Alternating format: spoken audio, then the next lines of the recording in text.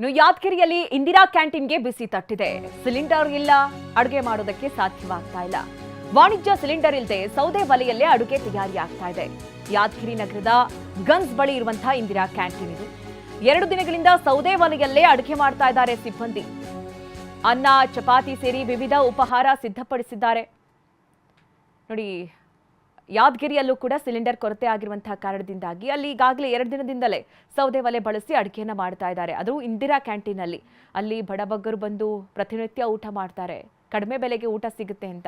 But ಅಲ್ಲೂ ಊಟ ಸಿಗ್ಲಿಲ್ಲ ಅಂತ ಅಂದ್ರೆ ಹೊಟ್ಟೆ ಮೇಲೆ ತಣ್ಣೀರ್ ಬಟ್ಟೆ ಅನ್ನುವಂತಹ ಪರಿಸ್ಥಿತಿ ಬರುತ್ತೆ. ಇನ್ನು ಈ ಕುರಿತಂತೆ ನಮ್ಮ ಪ್ರತಿನಿಧಿ ಅಮೀನ್ ಹೊಸೂರು ಸ್ಥಳದಿಂದ ಪ್ರತ್ಯಕ್ಷ ವರದಿ ಕೊಟ್ಟಿದ್ದಾರೆ. ಬನ್ನಿ ನೋಡೋಣ. ಸದ್ಯನೀಗ ಯಾದಗಿರಿ ನಗರದ ಗಂಜ್ ಪ್ರದೇಶದಲ್ಲಿರುವಂಥ ಇಂದಿರಾ ಕ್ಯಾಂಟೀನಲ್ಲಿದ್ದೀನಿ. ಕೆಲ ದೃಶ್ಯ ತೋರಿಸುವಂಥ ಪ್ರಯತ್ನ ಕೂಡ ಮಾಡ್ತೀನಿ. ಪ್ರತಿನಿತ್ಯ ಬೆಳಗ್ಗೆ 7 ಗಂಟೆಯಿಂದ ಸಹಿತ ಸಾಕಷ್ಟು ಬಡವರು ಮತ್ತು ಇಲ್ಲಿ ಇರುವಂಥ ಕೂಲಿ ಕಾರ್ಮಿಕರು ಇದೇ ಒಂದು ಇಂದಿರಾ ಕ್ಯಾಂಟೀನ್ ನಂಬಿಕೊಂಡು ಏನೋ ತಿಂಡಿ ಆಗಿರ್ಬೋದು, ಜೊತೆಗೆ ಮಧ್ಯಾಹ್ನ ಊಟಕ್ಕೆ ಬರ್ತಾರೆ. ಆದರೆ ಇಲ್ಲಿಗೆ ಬರುವಂಥ ಏನೋ ಬಡವರು ಮತ್ತು ಕಾರ್ಮಿಕರಿಗೆ ಸಾಕಷ್ಟು ತೊಂದರೆ ಕೂಡ ಈಗ ಆಗಿರುವಂಥದ್ದು. ಯಾಕಂದರೆ ಈಗ ಇಲ್ಲಿರುವಂಥ ಈ ಒಂದು ಏನು ಇಂದಿರಾ ಕ್ಯಾಂಟೀನಲ್ಲಿ ಅಡುಗೆ ಸಿದ್ಧಪಡಿಸುವಂಥ ಬಳಕೆ ಆಗುವಂಥ ಕಮರ್ಷಿಯಲ್ ಸಿಲಿಂಡರ್ಗಳು ಸಂಪೂರ್ಣವಾಗಿ ಖಾಲಿ ಸಹಿತ ಆಗಿರುವಂಥದ್ದು. ಸೊ ಹಾಗಾಗಿ ಸಾಕಷ್ಟು ಸಮಸ್ಯೆಯನ್ನು ಈ ಒಂದು ಇಂದಿರಾ ಕ್ಯಾಂಟೀನನ್ನು ಗುತ್ತಿಗೆ ಪಡೆದು ನಡೆಸಿರುವಂಥ ಏನು ಮಾಲೀಕರಿಗೆ ಸಹಿತ ಸಾಕಷ್ಟು ಸಮಸ್ಯೆ ಸಹಿತ ಎದುರಾಗಿರುವಂಥದ್ದು. ಆದರೆ ಈಗ ಇಲ್ಲಿಗೆ ಬರುವಂಥವ್ರು ಬಹುತೇಕರು ಬಡವರು ಇರ್ತಾರೆ. ಜೊತೆಗೆ ಪಕ್ಕದಲ್ಲಿ APMC ಇರುವ ಕಾರಣಕ್ಕಾಗಿ APMCನಲ್ಲಿ ಕೆಲಸ ಮಾಡುವಂಥ ಕಾರ್ಮಿಕರು ಬರ್ತಾರೆ.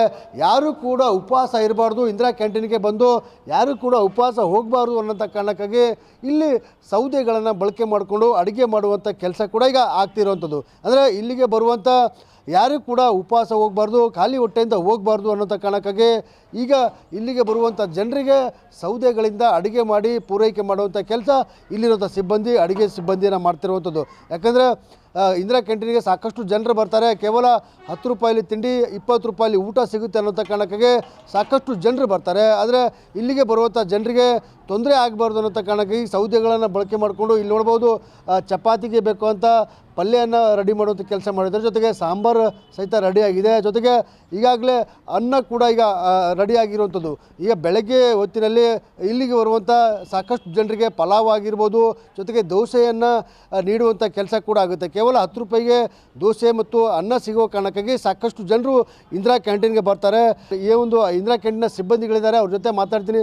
ಈಗ ಯಾವಾಗಿಂದ ಸಿಲಿಂಡರ್ ಖಾಲಿಯಾಗಿದೆ ಮತ್ತು ಯಾವ ರೀತಿ ಈಗ ಅಡುಗೆಯನ್ನು ಮಾಡ್ತಿದ್ದೀರಿ ನೀವು ಅಂತ? ಮುಂಜಾನೆ 5 ಗಂಟೆದು ಮಾಡ್ಲಿಕ್ಕೆ 2 ದಿವಸ ಆಯಿತು.